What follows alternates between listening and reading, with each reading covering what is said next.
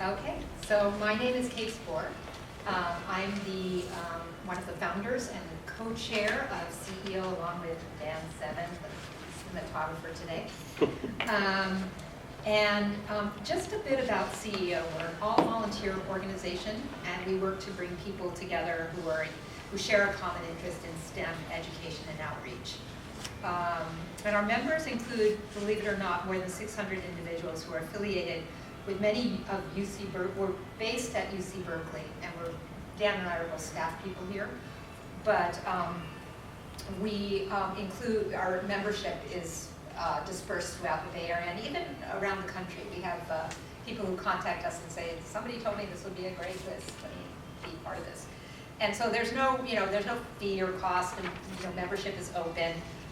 Many people of those 600 are just lurking on our list and getting information that helps them with their jobs or in some way. So we also have schools, teachers, and administrators, people who work in museums in all kinds of ways, science centers and informal science organizations all through the Bay Area. And we have, the main thing that we do is we have a listserv, and so it's a platform for discussion and information and resource sharing, and you can join. There's a, we now are trying to evaluate our programs. We're getting so organized, and you can see our website link on this evaluation sheet, and we hope that you'll fill one out before you leave today. So to cut to the chase, today we're delighted to bring you a panel presentation on family engagement and its importance in really helping to inspire youth and encourage you to get involved in STEM. We have three speakers. Linda Kekelis is an advisor for the Family Engagement Project at the STEM Next Opportunity Fund. Michelle Rodriguez is a visitor and community experiences director at the Lawrence Hall of Science. And Courtnay Carr Heuer is a co-founder and executive director of Scientific Adventures for Girls. So without further ado, you go, Linda. Oh, and did you want to take questions throughout, or are you gonna? Yeah, so feel free, this is informal, feel free to jump in if you have questions. So welcome, all of you, and thank you, Kate, so much for the invitation for us to come and share on family engagement, which is very near and dear to our heart. Thanks for all the work that you do, and for all those reminders that you sent to get everybody here today. It's really very much appreciated. And I want to thank each one of you here in the room for the work that you do, either at the university or in your community, and your interest in family engagement. What we hope to do today is to share some research on family engagement, also our personal experiences, the highs and the lows, the successes and the challenges of the work, which is important but also very hard. And I'll be sharing some of the work that I've discovered along the way in terms of looking at people around the country that are engaged in family engagement. And we really want to make this presentation meaningful to you and interactive, so please feel free throughout if you've got questions or comments or things that you'd like to share, want to know more about. Please interrupt us or raise your hand and ask a question, and we'll have time later on to also have an opportunity for you to share and give input. So just to kind of get a feel for who's in the room, if you can raise your hand to a few of these questions for us to just get a sense in terms of your work and experience. So how many want to know more about family engagement and its importance based on research findings? Okay. How many of you have had some success with your efforts and are looking for new ideas to engage families in your particular program or project? And how many of you mainly engage with families through one-time events? And how many of you have some experience and expertise to share with the group? And feel confident to raise your hand if you feel like you've had some successes. And good, thank you. We'll look forward to hearing from you. So by way of introductions, we're going to share in terms of our personal story for why family engagement matters so much for us. And Courtney? Thank you, Linda. So I'm Courtney Carr Heuer, and I started Scientific Adventures for Girls about 5 years ago. And it is a really personal story. I have a young daughter, and at the time she was about 5 or 6 years old, and she was very engineer-minded and loved to invent and build. And I would take her to some after-school classes, and I found most of the time she'd be the only girl in the class. And I mean, these were small children, but it was interesting why they'd be really engaging, fun classes, but the girls weren't taking them. And I had a colleague that I'd worked with for years named Tiffany Sprague, and she had a daughter around the same age. So we decided to look into what resources were out there. We knew that the statistics were low on women going into STEM, but we're thinking, okay, well we're in Silicon Valley and this is 2014. Things have probably changed since I was younger. Well, it really hasn't much. So we decided to start a pilot program and called it Scientific Adventures for Girls, and it took off pretty quickly. We decided we wanted to organize it as a nonprofit so that we could bring the classes to all kids, even the ones who couldn't afford the $300, $400 after-school programs that are offered. So that's kind of how I got my start. We're now 5 years old, and we've added a number of schools each year. Hi, I'm Michelle, and my story is also personal and harkens way back to when I was a kid. And my parents took me, I grew up in the Bay Area, so they took me to the Lawrence Hall of Science, they took me to Cal Academy, and I loved all of those experiences, and being there with my family was really meaningful to me, and I went into research/education because I didn't want to. Anyway, long story, but that's okay. But I still really identify as like science loving, and now I do science education. And I think part of it is because I felt very welcome and happy and have really fond memories of being with my family doing science. Well, I guess experiencing science, I guess we weren't really doing science, but anyway, that's me. I guess I have two stories, one's kind of personal and one's kind of professional. At the personal level, I first got really interested in family engagement and family education when my son was in preschool many years ago. And as a preschool cooperative, I got to spend one day out of the week at preschool with him and got to see, what the experience was like for little girls and little boys at preschool. And my role was also as parent educator. So what I immediately noticed was that boys and girls in his preschool were having very different experiences from the moment they arrived at the classroom door, with girls, getting lots of comments in terms of how they looked and comments about, what they were wearing, their new shiny shoes, the cute hairdo that they had, and my son and his buddies were always being directed towards activities, and the parents knew that my son loved building, and so he was always pointed towards the the big wooden building blocks. And so what I saw was there was this huge divide between not only what the girls and the boys were doing, but the fact that they weren't playing together because the toys and the play was so different. And I had just, had been really into research in terms of gender development and knew that the differences really weren't based on like boys and girls being that different, but really kind of the opportunities and experiences. So I wanted to do some social engineering and make use of some of the research that's out there and like kind of disassemble what was going on within his preschool. So I said, let's bring the stuffed animals and the building blocks together and get boys and girls playing together. And the parents were willing to go along with my social engineering, and we had great experiences with boys and girls doing a lot more together and just kind of broadening the experiences. I really saw that you really can bring research and make it into practical application with families and parents.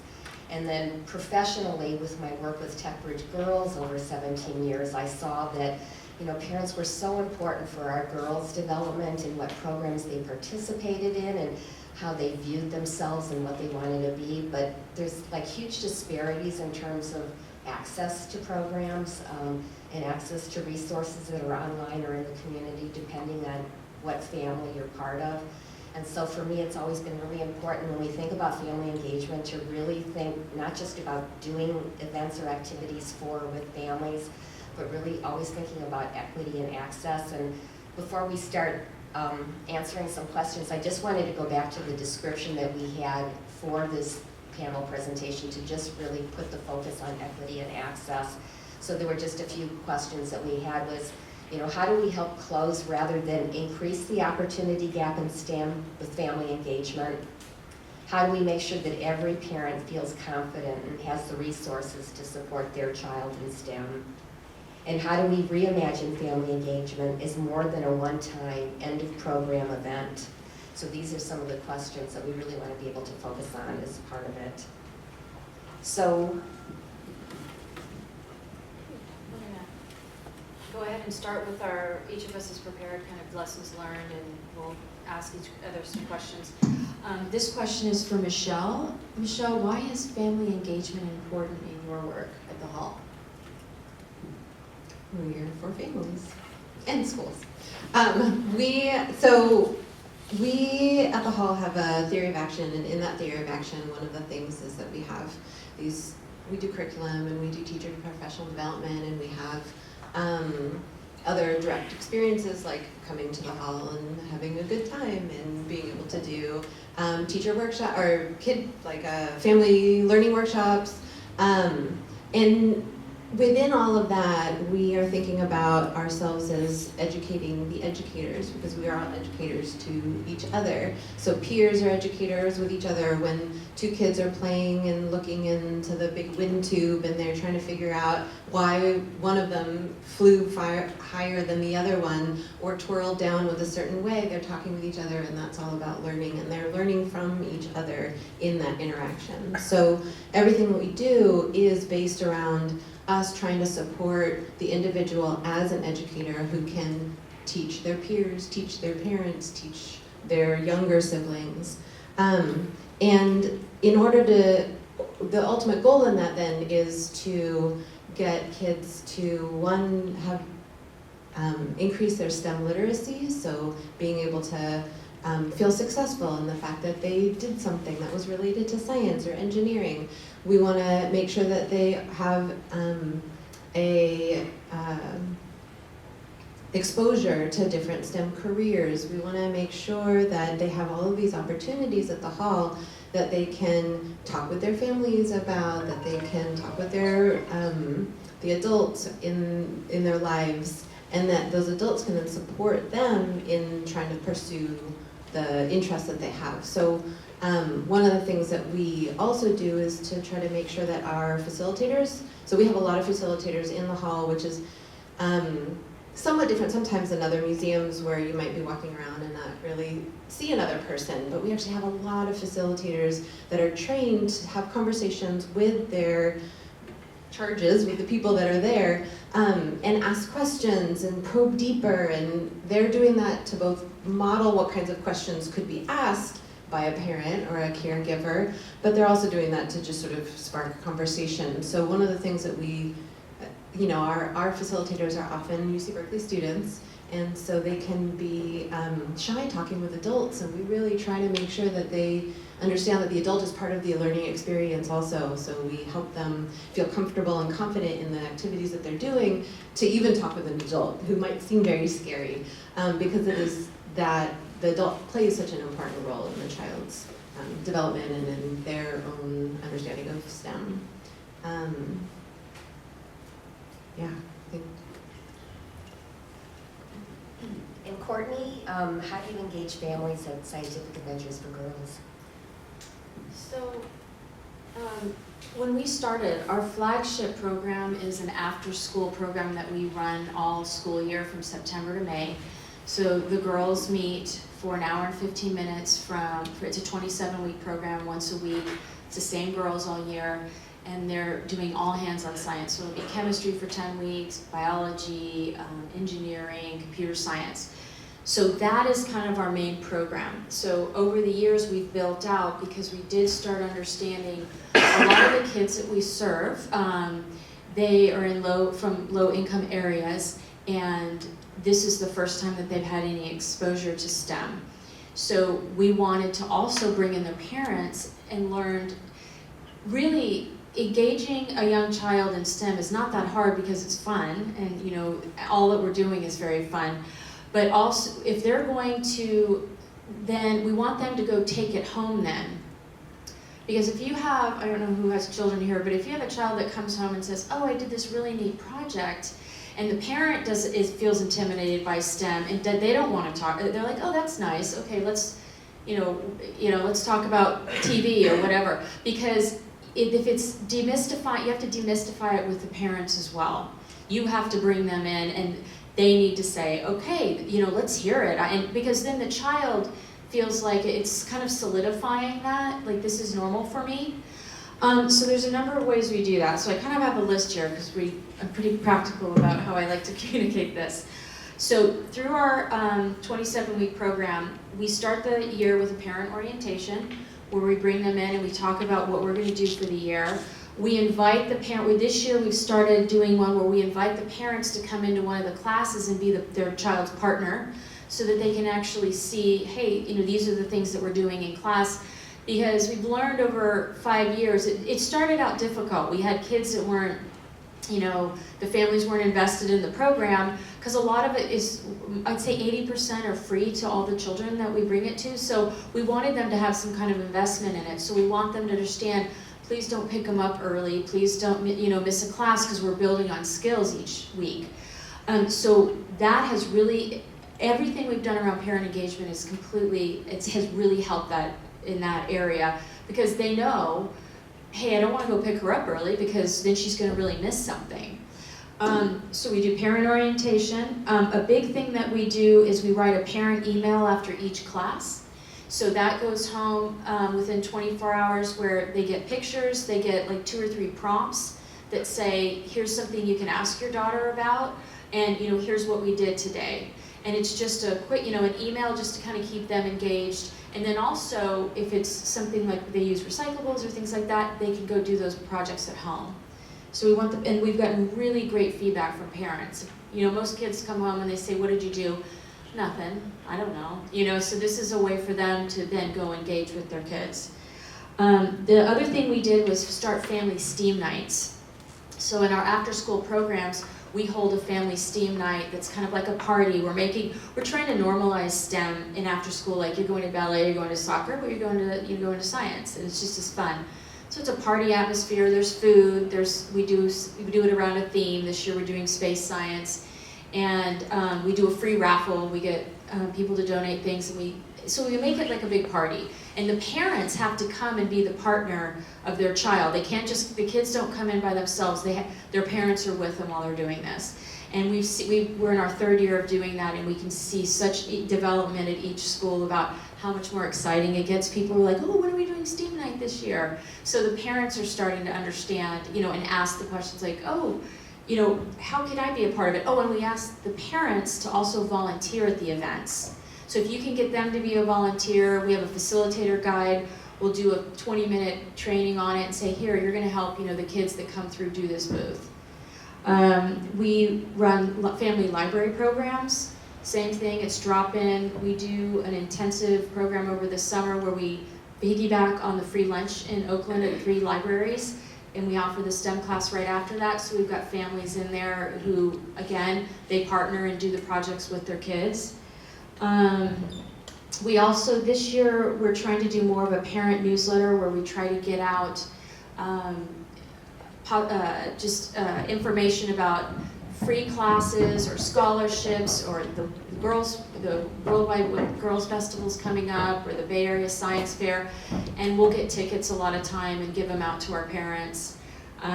So all of these ways, we consider the parents as part of the class as we go through the year, and trying to remember to engage them as much as possible. Sometimes we don't see them at pickup, so the email, we make phone calls to check in. So those are just some of the ways that we've been engaging.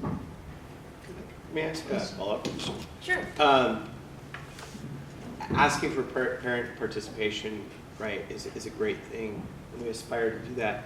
However, jobs, engagement, other social activities, other kid obligations. Have you seen that this has helped with program retention in the last 3 years by having more students with parents through these activities? Like, is there a retention throughout the entire year so that you have a higher percent of successful students at the end? Or have you seen that this, that this is something that kind of not creates a barrier, but maybe sometimes pulls some of these students away from that program? Well, two things. I would say, your question about getting parents involved, it's a struggle sometimes. It's not like we just magically come in and all these parents come in. Because there's a culture in the school. There are people, who are working and can't, come into be as involved as they'd like.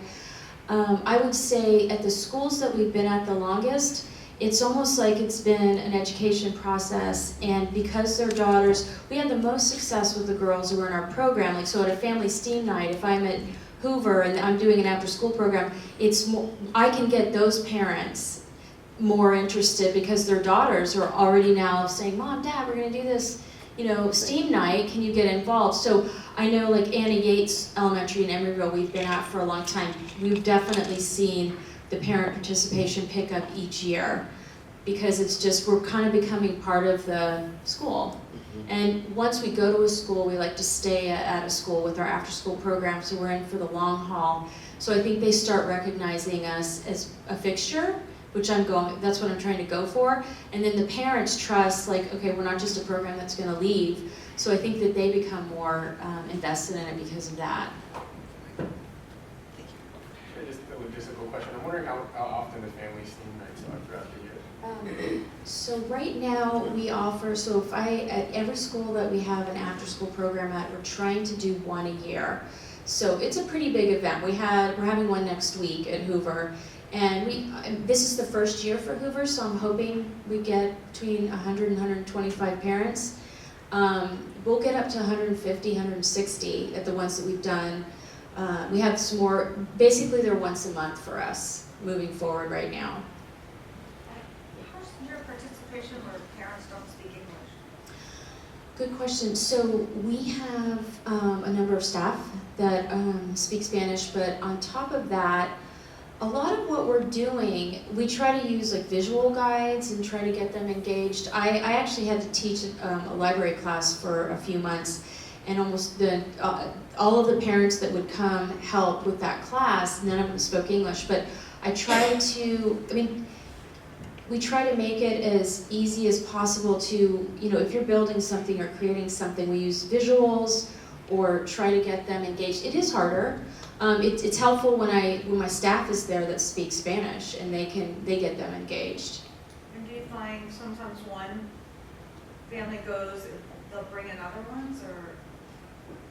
Definitely. I think that's kind of how our classes are. When we invite girls to be in the after-school program, we're saying bring your friends, because we want this to be a fun club.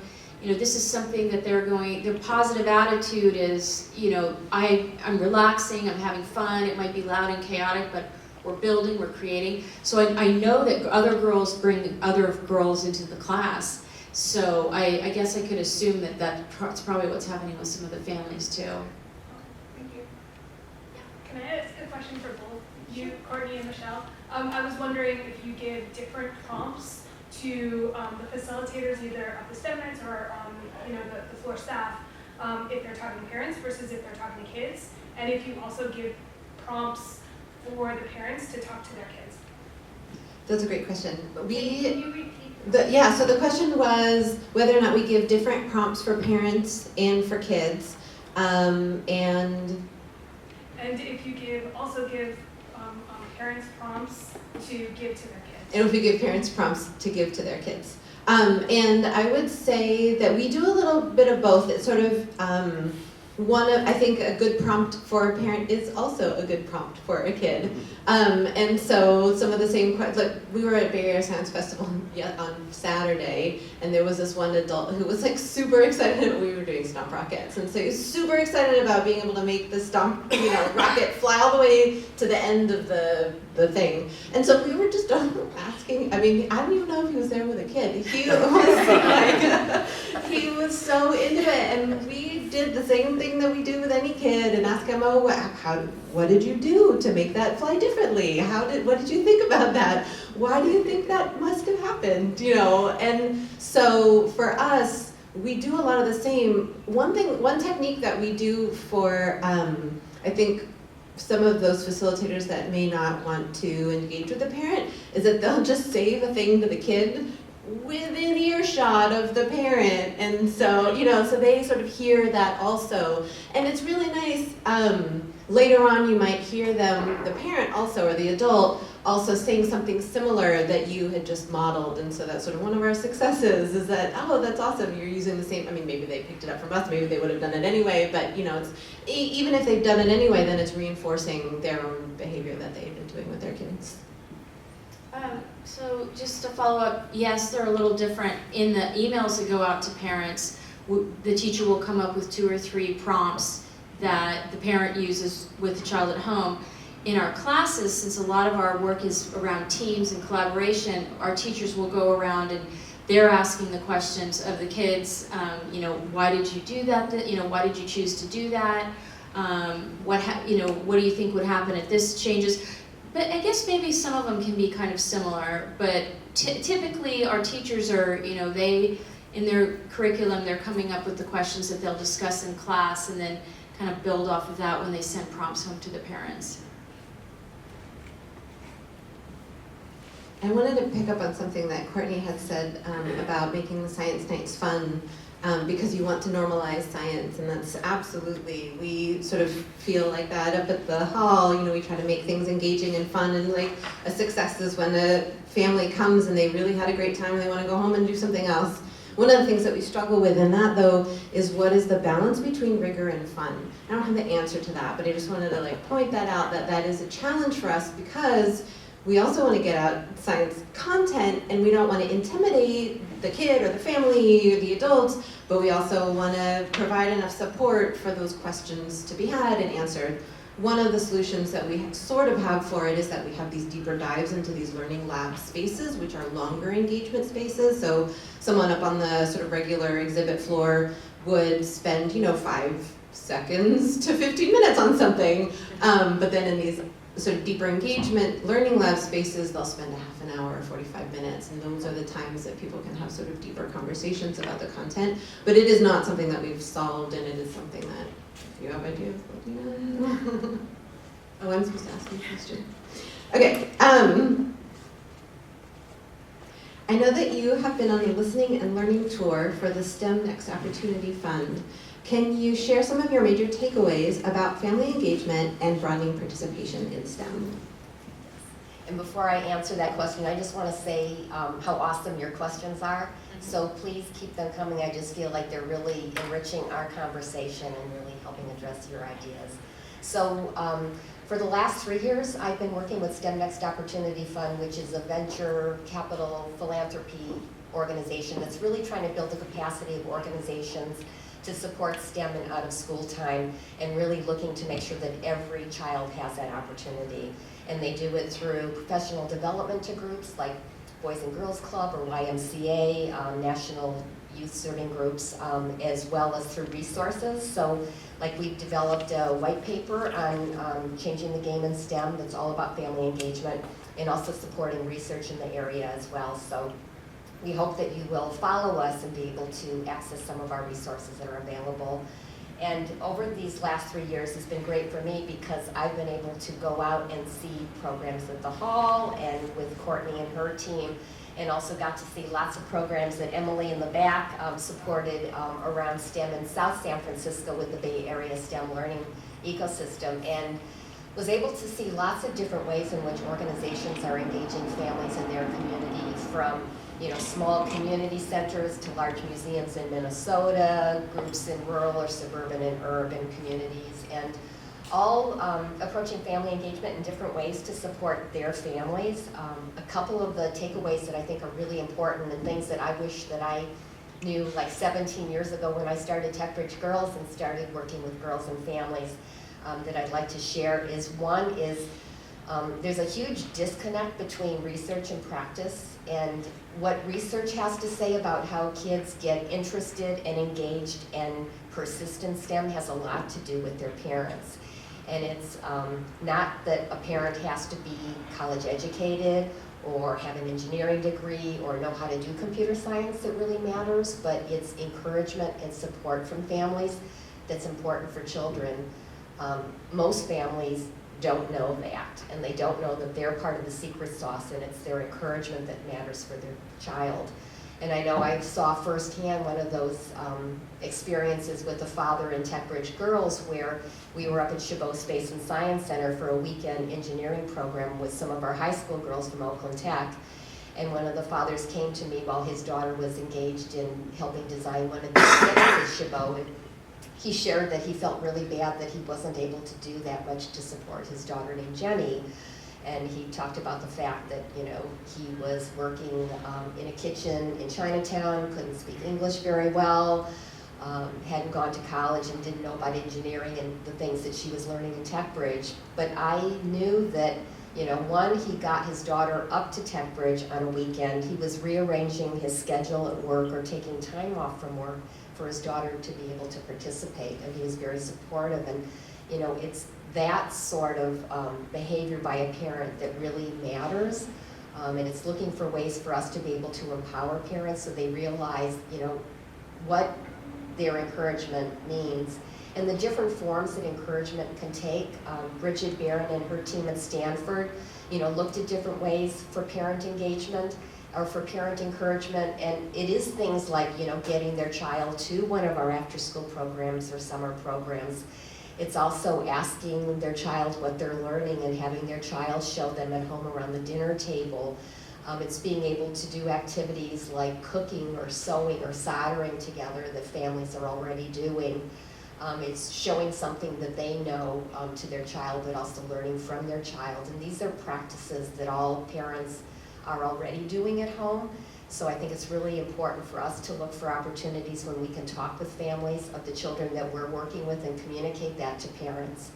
And also looking for opportunities for families to share among themselves. There's a great program in Chicago called Digital Youth Divas, which has a series of workshops for girls in middle school to learn technology, but it also hosts a series of workshops for parents of those daughters. And for one of the sessions, I was just like really inspired by this. They got parents around the table and talked about Bridget Barron's research on parents' roles and the importance of encouragement and how parents do that. So, you know, they decided not to take the role of being the expert and saying what the research was, but having families sit around the table and collectively like talk about that research and the roles that they're playing, the help that they might need to do some of those things. And parents were learning from one another and kind of being resources to each other, so they were building a network of support.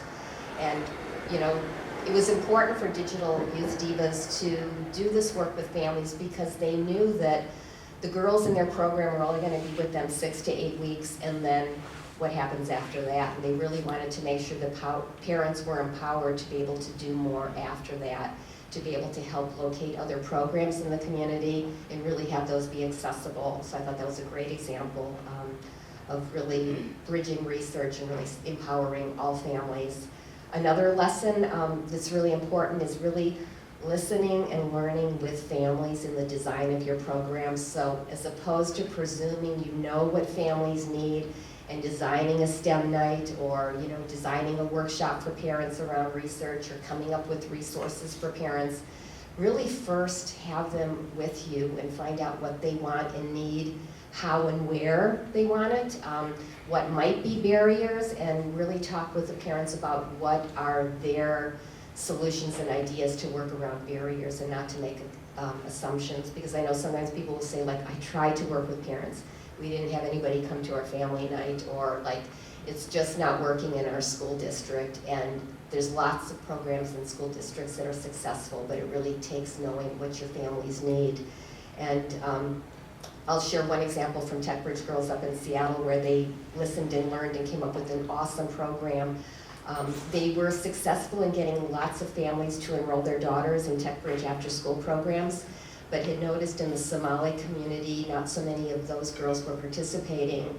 And the executive director didn't presume that those families weren't interested, but thought that she didn't know what might be a barrier in keeping those girls from engaging. So she went to some family nights, went to schools, tried to talk with the parents, but found that she was struggling to really connect with the parents and they didn't know her. So she realized she needed a partner who could help her listen and learn, and worked with the community group that was already working with the Somali families, and successfully then came up with a program for parents that worked with mothers at their housing complex so mothers didn't have to go somewhere, and came up with a series of engineering design challenges where it really connected with the things that they had done when they were back home, and they recognized like they were doing the engineering design process when they were like, you know, moving to new communities. So it helped make engineering real to the parents. But it really took being able to figure out like how do you listen and learn to a group that you might not know enough about, and getting support to be able to do that. So for you, Michelle, kind of building upon this, if we reframe family engagement from creating programs for families to designing with families, this takes resources. Can you talk about what's needed to do this kind of work? Money.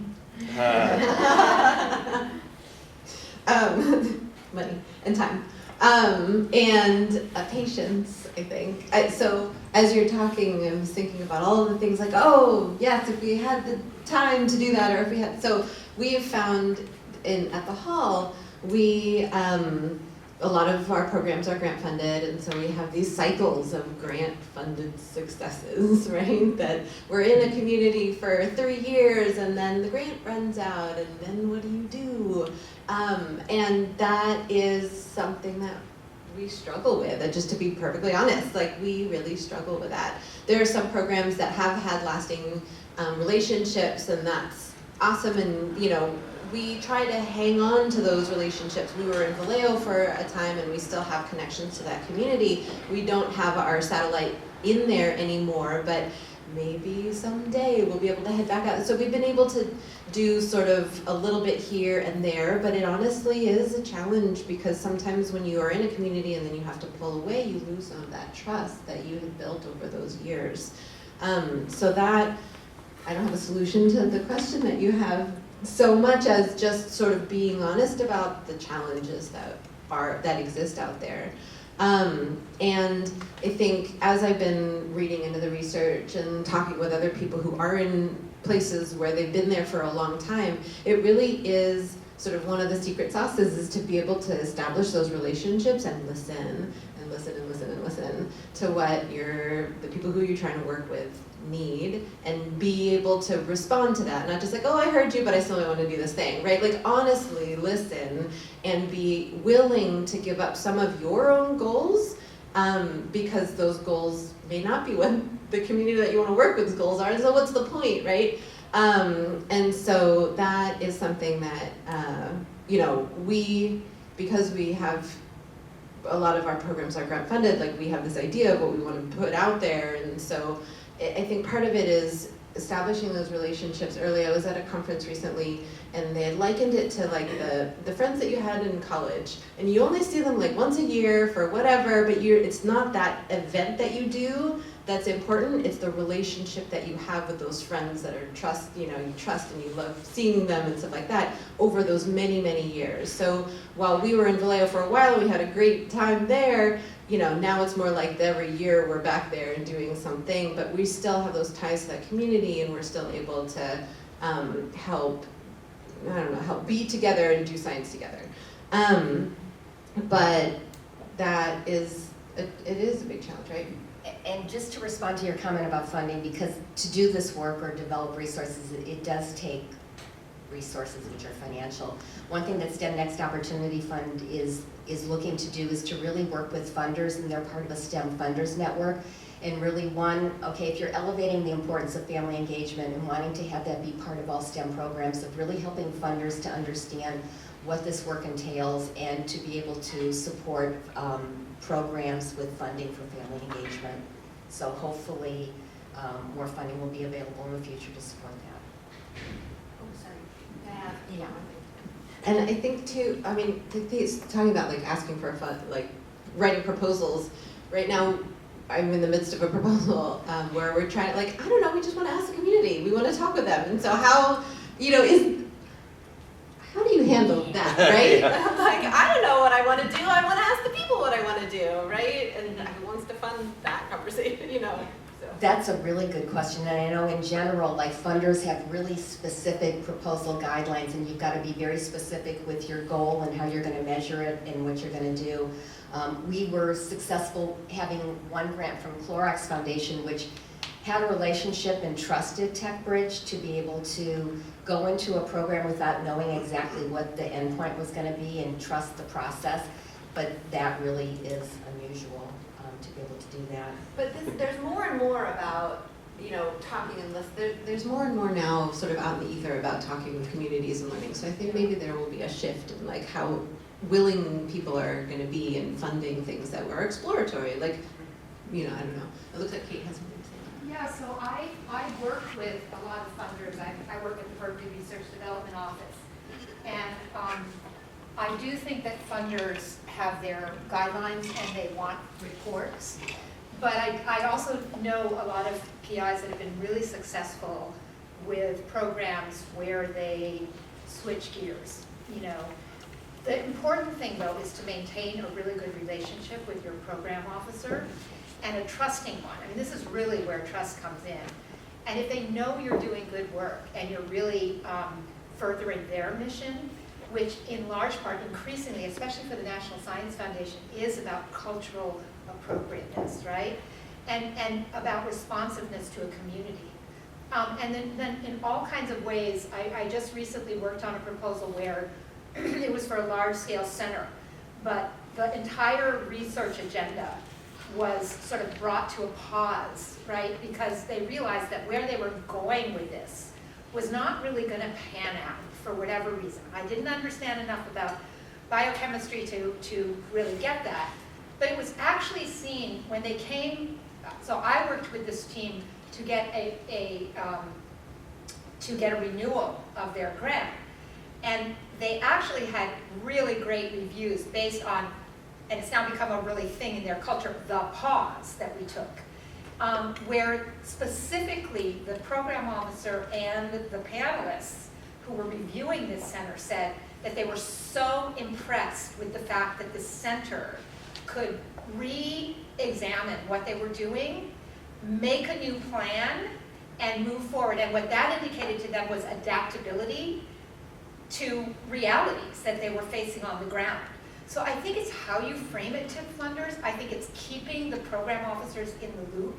I've known where program officers say, I'm okay, science is science. And it's true about the science of teaching and learning, particularly. Things happen that we don't anticipate because we're pushing the envelope here in ways that nobody ever has before. So they're interested in what you're learning about that. But you have to be able to convey that to the folks that are giving you that money and hopefully continuing to give you that money in a way that is positive and where you might be publishing something about that for the field so that the whole field can be advanced by that, right? So I think it's really how you frame it and what kind of relationships you have. But I do know that, and there are for sure some program officers that you just cannot engage with. And they exist for sure. But there's also a lot, and increasingly, where they're really interested in learning from the field what you're doing, what's working and what's not, and that you're helping to further that knowledge and get it out there. So I think it can work for you. I'm curious, my background is in technology, but we use an approach called Agile, I don't know. Yeah. And that's called Pivot. Yeah. And that's a very common approach, best practice to do that with incremental milestones. Yeah. Or two-phase commit, sometimes. And I think really it's up to us to kind of take leadership and really help work with funders or those at foundations that are helping support the work to understand. So Courtney, as part of our efforts to really want to broaden participation in STEM through family engagement, A lot of programs have staff that might not live and play in the communities that they're serving. So I'm just wondering, how does Scientific Adventures for Girls deal with this challenge and actively engage the community? So I mentioned that once we started a school, we like to stay at the school.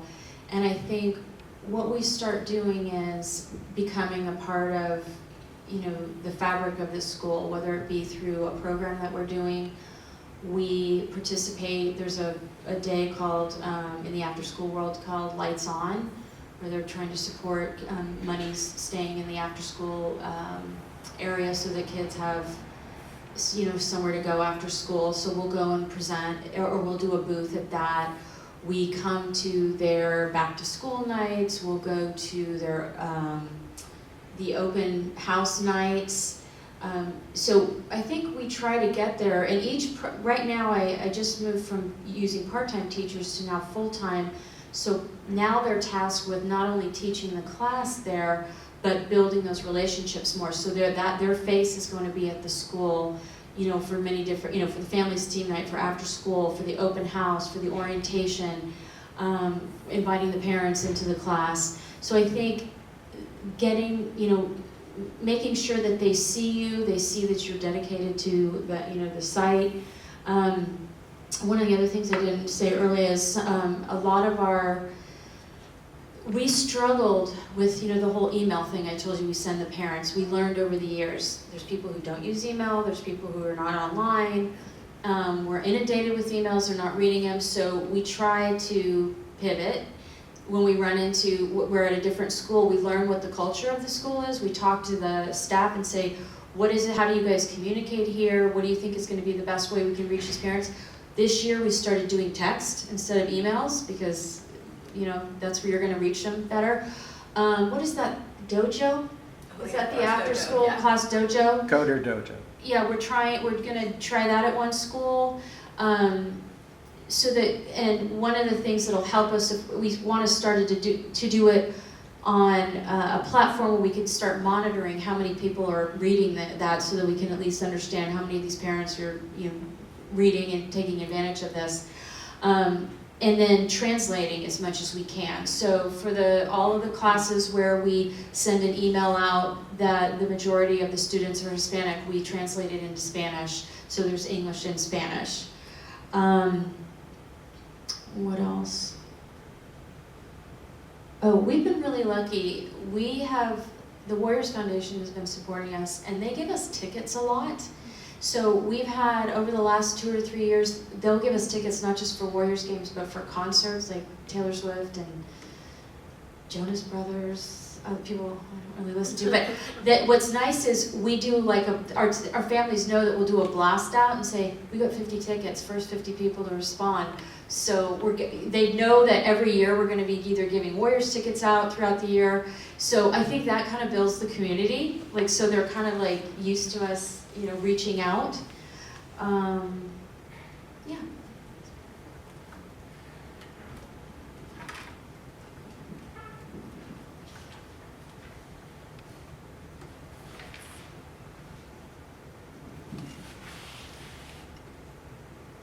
So caregivers are busy. I think probably you all know that from the families that you're working with. They're getting lots of communications and have lots of messages coming in various ways. Can you talk about how you are finding ways to communicate with busy families in ways that are helpful and ways that you're feeling like families are listening and connecting with you? For us, we, because we're sort of very based up on the hill, and we have some outreach programs, but they're mostly to schools, they're not for family outreach. We just try to be as consistent as possible and predictable so that when parents know that, or caregivers know that we have story time, this week just started doing a story time, it's been very nice and fun. So we have a lot of little kids, little families that come. And so we do the same thing it is a very predictable thing that they know that they can come. And so we've actually found that a lot of people will come regularly, and it's built up sort of an even more regular base that comes either, we have twice a day, so once in the morning, once in the afternoon. And so we'll see caregivers come with their kids on a regular basis, and we actually have started learning so much more about those families, which has been really nice. So we are sort of a little bit challenged in our, just with the constraints of being an institution at a hall, which doesn't move to different family locations, and so we work with Scientific Adventures for Girls, or we work with other partners to try to reach out in community in that way. But as a place-based place right now, I mean, we can start reimagining what we are, which we do a little bit, but that is sort of one of the things, is just trying to be as consistent as possible with the things that we're offering. So the question was about communication? So I mentioned that we text, and also one thing I forgot to say on my last question, just in terms of building the trust and relationship, I try to build a relationship with either the principal or the after-school person that's at the school, to the point where, I mean, I'm seeing them a few times a year. So that's also, I forgot to mention that it's not just the parents and the kids, but it's also the community around the school that's important to, you know, build that relationship. I think, you know, if we're not getting a hold of somebody and we want to, by email or text, we even call them. Now that takes capacity, and I haven't had a lot of that up until we just hired people from part-time to full-time. So it does take capacity, money, and effort to do that. We are going back to the thing about parents. If one of the things we're going to start doing this year, knock on wood, is parent focus groups. So we have been doing evaluations with the girls, with the parents, and with the teachers of the girls during the day. So we've been collecting a lot of data, and we ask the parents a lot of questions that way. But we also, like Michelle was mentioning, we really want to start pulling in the parents and trying to get at what their needs are. It might be something we've now haven't even thought of. So again, I have the capacity to do that this year because we did bring on some more people. Yeah, I was curious, can you talk more about like how many staff you have, and then do they rotate through schools, and like turnover, and because relationships are so dependent on... Yeah. So with my staff, I used to have like a handful, about 8 or 10 teachers. This year we moved to full-time, so I have 2 full-time head teachers, I have a full-time assistant teacher, and then I work with Cal State East Bay. We have scholars, there are students that are going through STEM programs there, and this is giving them the opportunity to assist the head teachers in class. So I have 7 of them. The idea that I'm going for now, and we've always tried to do this, is to keep consistency, because the girls need to see the same person every day, or every week. So if each of them is assigned 4 or 5 schools, and they stay at that school through the whole year. Now this is my first year of doing that, because my model before was, I was working with other people who had other jobs during the earlier in the day, and then they were doing this in the afternoon. I tried to keep those teachers consistent. This is all brand new to me within the last 3 months, so that's my plan. Well, congratulations, that's exciting. Thank you. Something that I read, sorry, was also though about that question about staff turnover, is that as much as you can, to involve different layers of the organization, so that if somebody who's a frontline teacher leaves, but that was that relationship, they already know who the person who's going to hire the next frontline person, right? And so I know that can't, I mean, that's expensive, it can't happen all the time, but as much as you can to involve as many layers of the organization at strategic points in your process. I would say also with the administrators. So, you know, you have principals that turn over, you have teachers that are turning over. And so also trying to get to know, like I have a relationship with the principal, then we work with BACR, Bay Area Community Resources, a lot. So getting to know the 2 or 3 layers of those people, because that's been a struggle too. Like if you're at a school and all of a sudden you come back the next year and a couple of staff that where your points of contact are gone, then you're having to go and, you know, just rebuild that again. So that happens all the time. Just a couple more ideas in terms of communication. I think there's so many different families that have different needs, so I think the more different venues that you have for communicating with families, even though it seems redundant, because there will be some families that prefer email, more seem to prefer text these days. I know families really value those personal phone calls, so even though it is time consuming, if you're able to build in some staff time, you know, for either a personal invitation to an event, but also just a quick call to say something about what a boy or girl had done in a program, or something that they learned or got really excited about, or showed somebody else, being able to say something positive and exciting about their child is really impactful and helpful. And then finding ways to be able to find out how the communication channels are working, because sometimes you think a message that you've sent home has gotten home and is doing what you want it to do, and then you find out later it's not. But if you're agile and find out that right away. Last summer I consulted with Boys and Girls Club in Southern California, and they had a week-long program and wanted to do more than just that end of program family event. So each day they sent the kids home with like a question of the day or an activity to do during the program, some resources for the parents to engage with, and then found out at the end of the week that many of the parents never got what was coming home. And so if they had maybe talked with the parent on like second day at drop off or pickup, they might have found out that the kids weren't delivering those. If parents had known, they would have asked about them in the backpack, or they might have had redundant ways with text or email to say, you know, here's something that you can follow up with. And then really making things accessible when you give it to a parent.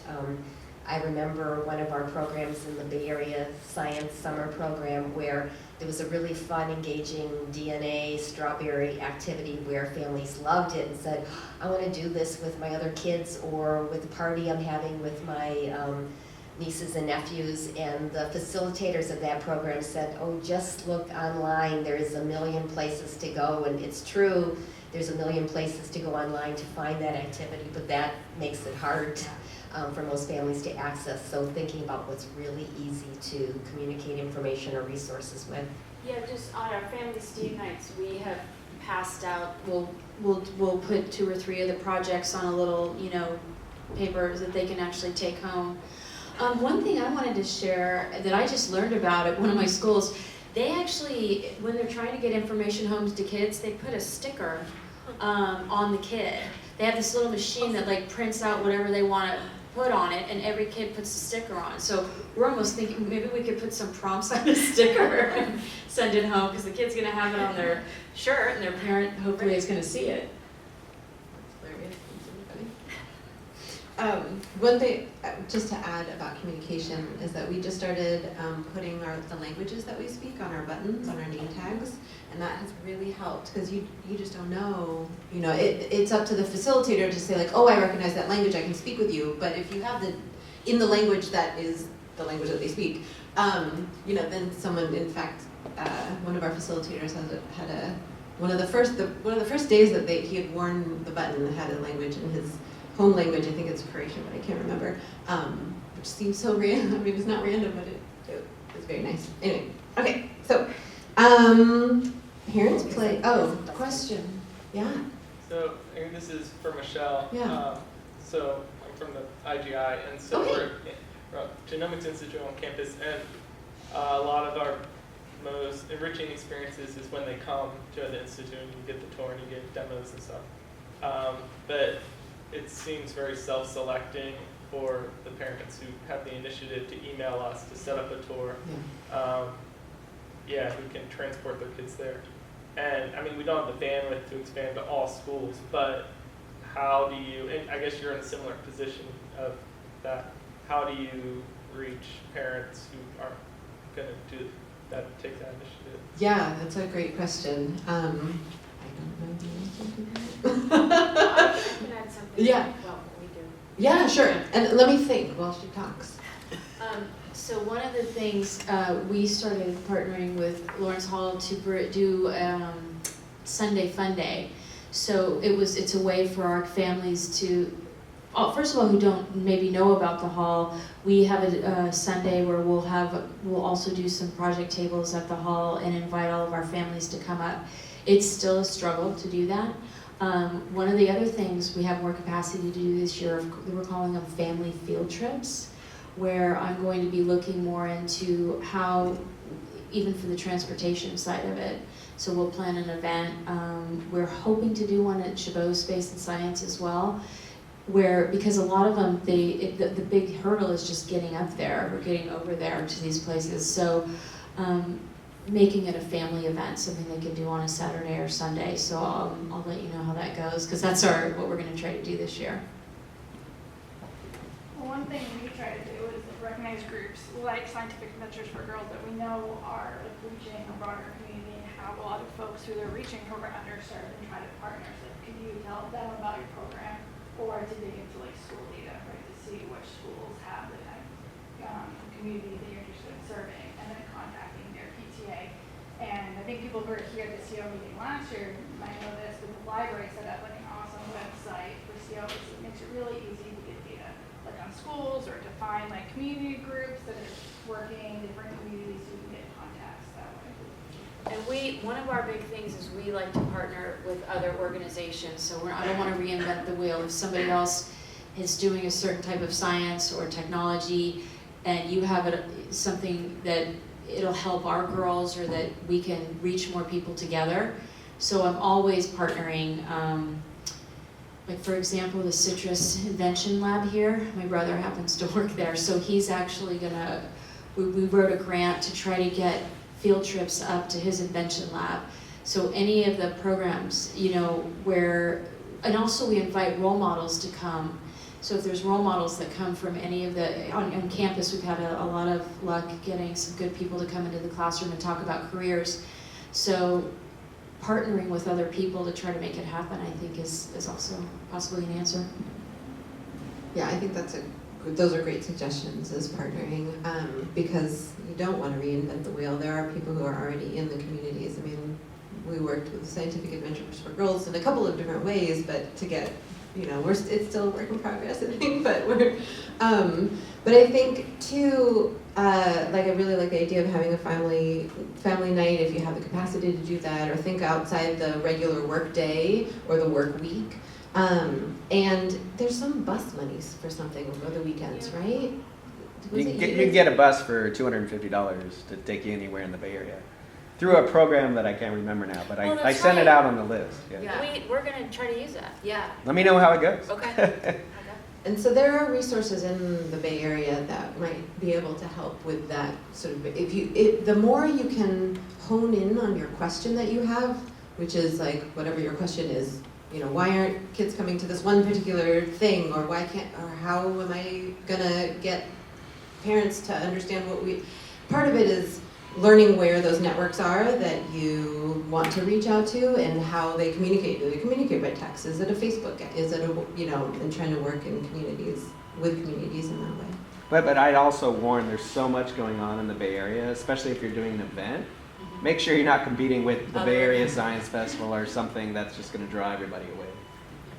And I think this is a good example of how, there's a challenge around equity and access for an experience like this, and it's like, okay, let's examine it and take some steps to try to work around it, and then come back and reevaluate, and then think about next cycle, because it really is a journey and a process, and you're always learning things. So as opposed to think okay, we're going to try this one time and maybe it doesn't work so much and then go on to something totally different, I would really encourage you to really stick with it for a while, because it's something really important.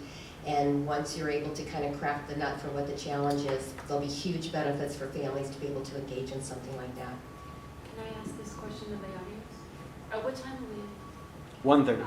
Yeah, we have the room till 1:30, so, Okay. we have a room I too, have but then one we have to more, set it up. my IGA friend. The LBNL does a similar, they have folks that go to their lab, and they might have resources too, or strategies that they've used that have been helpful in getting just awareness of the programs that they have.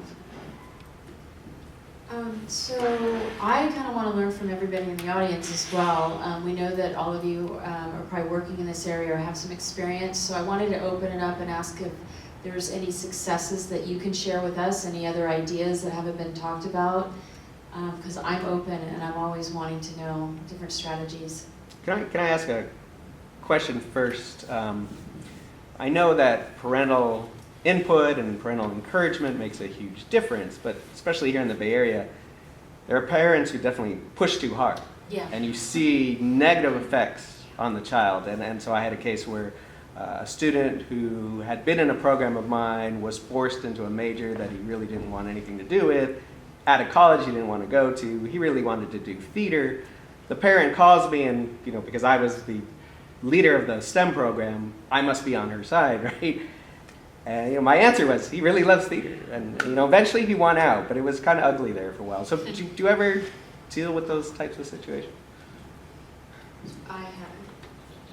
We have had the aggro parent or guardian who has a very, very specific way that they think this thing should be made. So we do a lot of making at the hall. And it is a challenge. It is a challenge because the parent can be very, very you need to do it this way. You need to, and it is interesting. And so depending on the level of comfort of the facilitator, one thing that we have done was ask the kid, what do you want to do? What is your design? What are you thinking? And sort of ignore the parent for a little while. I mean, it's hard. Your situation is not the same as that kind of situation, although it might head down that route, right, in a few years. Yeah. But it is sort of bringing the attention back on the kid. What do you want to do? What are you doing? What do you think? What do you think? This is the thing that you are making. Actually, talking about that kind of situation, at our drop-in library programs, we get that a lot. The families that actually go to the library, some of them that go to the programs, they'll take say they're building, a tower or something. You can definitely point out the parents that are trying to manage the entire process. And so what we've done, because it does get tricky, because sometimes the parents are like, well, I'm doing this. We'll say, okay, why don't you build one, and then they can build one. So, and you guys can talk about what works and what doesn't work, because sometimes it is hard to pull the parent away. Or I'll say, there's kind of leading prompts or questions about, why don't we see, how would you do it differently than your mom or your dad did it, or something like that. But yeah, we struggle with that sometimes. Oh, so my question about any successes, anybody want to share anything? Yeah, go ahead. Thank you. Hi, my name is Ziamara. I work up at the hall. I've been there about a month, working with the learning and teaching group. But my last role was a family engagement coordinator at Mission Graduates in San Francisco. And I was working to support African American families at schools in the Mission District, so primarily Spanish-speaking newcomer families. And then the African American families are minorities within a minority at the school. And so in my role, I was coordinating family engagement meetings and working with the school. And a few things I learned that you guys touched on, which I really appreciated, was participatory action research, where you actually ask the families and the parents what do they want. They have a lot of ideas, and often people don't bother to ask them. So if you really just have the time to sit with them, people are ready to share. And then with the volunteering or just participation, we have a kind of a singular idea of what family engagement looks like often, which is PTA meetings, pick up, drop off, bake sales, things like that.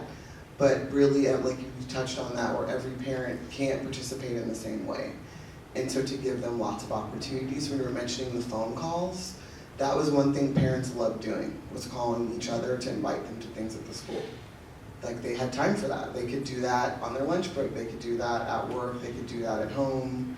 And I had one mom, she'd be like, okay, I can do that. And she'd call 50 people like it was nothing. And she also was on the PTA, on the SSC, all the different parent groups. But she still loved that one-on-one connection with with other parents. And so that's another point, is you find a person who's an anchor in that school, Yeah. and they will make it happen. For sure. If they're comfortable dealing with lots of different communities, their own, the principal, speaking to power, that is your person, and they will encourage you and push you, which is what my experience with that. So those are my big successes, was really just asking them what they wanted and they will share with you happily, and the kids see that. Because my biggest success was one of my students saying, things were not so great when I started at school, but my mom has been here participating and things got better. Oh, good. And like, it was like a tangible, like, yes, we did this. So thank you so much for sharing with us today. Sure. These are great examples, and I love the idea of parents calling parents. I do had too. never I wrote that thought of down. That's a great idea. Anybody else? Successes? Ideas?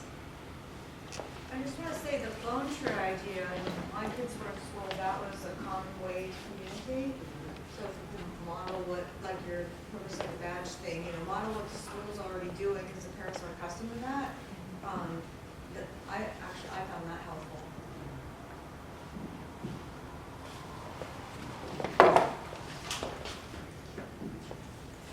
Hi, I'm Lizzie. I'm Girls in Engineering for College of Engineering.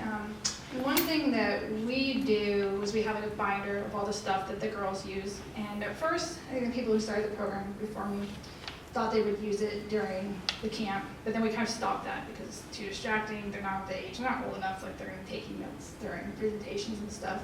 But we thought it'd be a nice reminder for them to have after camp, remember what they do, be able to redo some of the activities. But we also got some feedback from some of the parents that it made them feel really comfortable talking to the kids about it. Because even if they didn't really necessarily understand exactly what the activity was, they could look at what we were doing, look at the pictures, look at the words, and kind of, like you all were saying, like figure out prompts. Like, oh, well, like what were they talking about here? Or like, what's that word? Like that seems backwards from what I would think. Or like, was that actually fun for you? So like by looking at it, even if they didn't have a full comprehension, they could get involved in a conversation with their kid by using it as a way to make their own prompts, which we hadn't even anticipated. So I thought that worked well.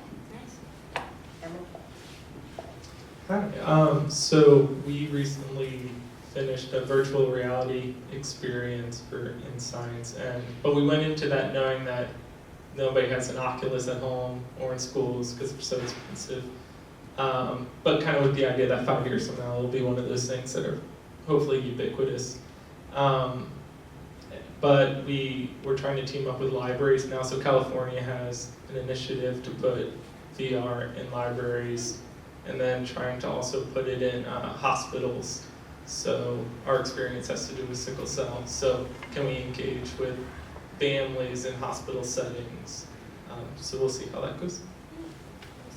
We're doing that on Friday, Saturday. Oh, the dome? No, I'll just add a Google Cardboard. Yeah. You can get them donated, but Yeah, so this even one's a little, online, I think they're $12. yeah, this one's a little, it doesn't work with that, Yeah. but. There's a you great can make VR, they now call themselves XR, student group on campus, Yeah. and they did a great workshop for me one time. Yeah. Thank you. Hi, I'm Emily. I used to lead the Bay Area STEM ecosystem now, and I worked so much with Linda. Linda's my best friend in the world. And I owe everything to her, a lot. And now I work for Ignited. We do teacher professional development. And I think is it okay if I share a challenge instead? I think one of my biggest challenges in both opportunities is asking people who already have a lot on their plate to do one more thing, to do that parent engagement. And I know how meaningful it is, and I know how important it is, but I was working with the city of South San Francisco, and we had people who wanted to help, but they were so strapped for time and staff resources that they didn't, they didn't have that extra capacity to go out, and I was trying to help as best I could. And now I work very closely with teachers. And who has more on their plate than teachers? And can I ask them to do that one extra thing again and talk to the parents? And so I wonder if any of you have any thoughts on, working with people who already have a lot of things on their plates. Well, with our family STEAM nights I mentioned, we try to make it as easy for them as possible. So it's right at the time that they would probably be picking their kids up, so it's timing. Having dinner ready, like having dinner for them so they don't have to go home and make dinner. Having the free raffles. We had like Shell donate $25 gas cards. I mean, there's a way to make it, we tried to like look at all the barriers that might keep people from whatever we're doing and we're one by one trying to, break those down. It doesn't happen all at once. So I'm working a step removed from the parents, right? There's lots of ways to overcome barriers to access parents, and that's totally providing things like dinner and childcare and things like that. But I'm working one step removed from that. I'm working with the low library programs, right, who want to talk to the families. But how do I help empower their staff? Right, and their after-school programs, or the teachers themselves, right? They already have so much on their plates. How can I give them more to give on to the parents, right? So it's that working a step removed. It's Oh, tough. yeah. I mean, I don't know if I have the answer, because we sent a survey to the daytime teachers, and maybe it would have taken them 6 minutes, 8 minutes to fill out. And we even got one of our funders to give them a $100 restaurant gift card, and we still only got like 30%. So I mean, a $100 gift card, I thought, oh great, we're gonna get like a lot of feedback on this. So I understand it. I almost think it's our society. Like everybody is so stretched and overwhelmed, and there's so much coming at us, whether it be an email or what we have to do with work and kids. I don't know. I don't have an answer to it. Did you, Teresa?